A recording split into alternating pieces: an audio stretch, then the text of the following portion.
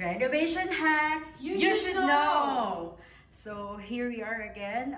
Andito kami ngayon sa isang unit dito sa BGC na nagpa-minor renovations namin.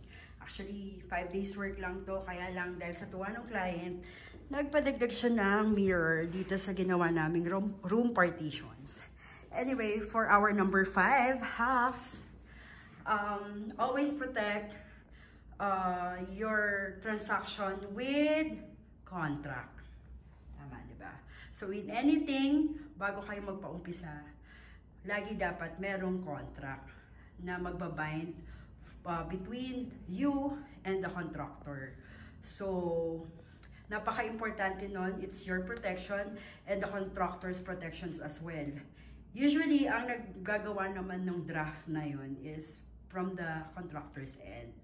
Pero bago kayo mag-sign on, kasi nandun yung amount, yung scope of work, andun din yung timelines and yung mga warranty and termination clause, kailangan mo siyang basahin. And since this is a contract, it should be a mutual agreement. So pwede ka pa rin magkaroon ng mga changes doon. Just tell the contractor to do some edits. So, protection mo yun, protection din yun ng contractor.